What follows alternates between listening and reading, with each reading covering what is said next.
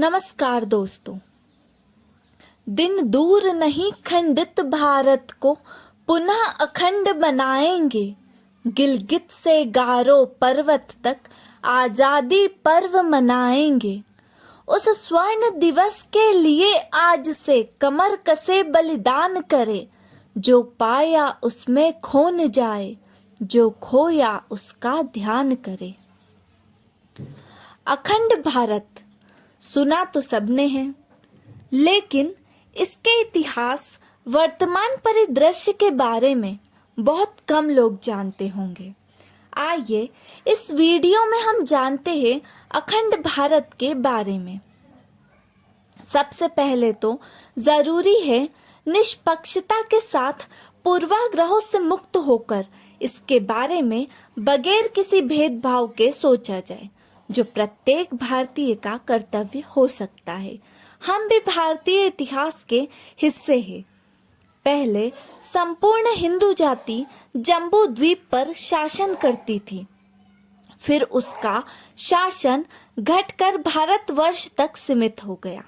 फिर कुरुओं और पुरुओं की लड़ाई के बाद आर्यावर्त नामक एक क्षेत्र का जन्म हुआ। यह कहना सही नहीं होगा कि पहले हिंदुस्तान का नाम भारतवर्ष था और उसके भी पूर्व जम्बू द्वीप था।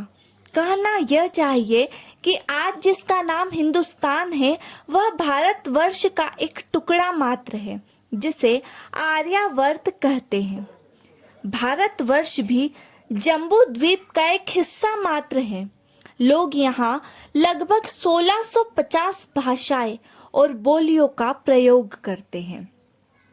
उत्तरम यत समुद्रस्य हिमाद्रेश्च चैव दक्षिणम वर्ष तद भारतम नाम भारती यत्र संतति।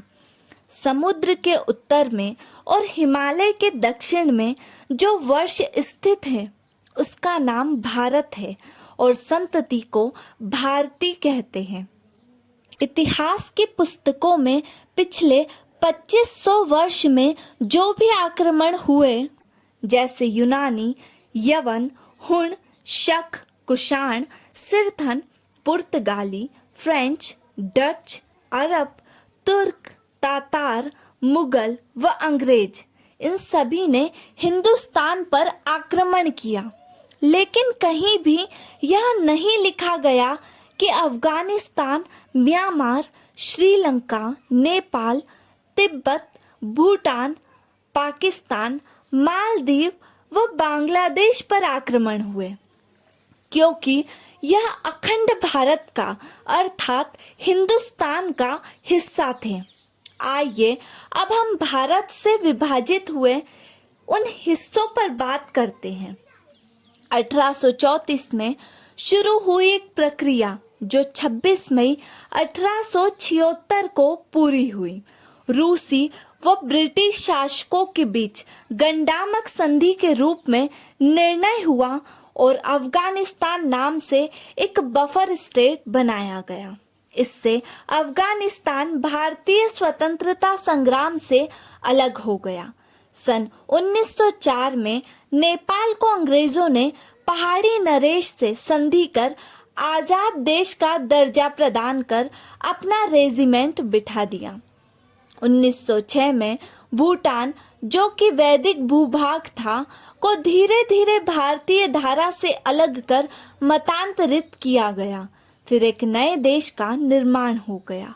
1914 में तिब्बत को केवल एक पार्टी मानते हुए चीन व भारत की ब्रिटिश सरकार के बीच समझौता हुआ। तिब्बत को बफर स्टेट मानते हुए मैकमोहन रेखा निर्माण करने का निर्णय हुआ। 1951 में राजनेताओं की उदासीनता के कारण चीन ने तिब्बत को पूरी तरह निगल लिया।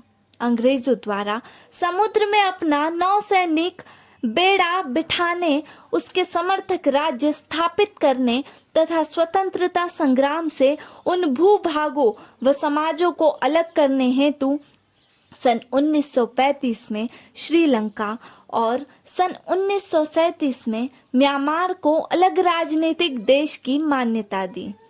1947 में भारत से पाकिस्तान अलग हुआ और 16 दिसंबर 1971 को एक अलग देश बांग्लादेश अस्तित्व में आ गया। तो अब आप समझ गए होंगे कि अखंड भारत में कितने देश हैं। इतिहास ऐसी असंभव घटनाओं से भरा है जो संभव हुई है। अशिक्षा, सामाजिक विषमताएं, ऊंच नीच, सवर्ण दलित, जाति व्यवस्था, आर्य द्रविड़, मानवाधिकार आदि विषय लेकर वामपंथी ईसाई मशीनरी, विदेशी धन घोषित एनजीओ, कुछ मीडिया हाउस विद्रोह, हिंसा के द्वारा देश के विखंडन में निरंतर लगे हुए हैं। अब हमें एक राष्ट्र, एक संस्कृति की भावना को अपनाना चाहिए। अखंडता की कामना होनी चाहिए।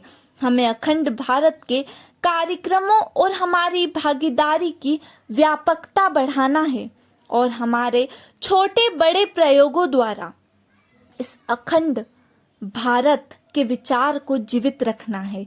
मुझे विश्वास है कि हमारी आने वाली पीढ़ियां अखंड भारत का दृश्य अवश्य देखेगी। आशा है आपको यह वीडियो पसंद आई होगी। इसी तरह की और वीडियो के लिए हमारे चैनल को सब्सक्राइब करें और हमारी वीडियो को लाइक करें। धन्यवाद।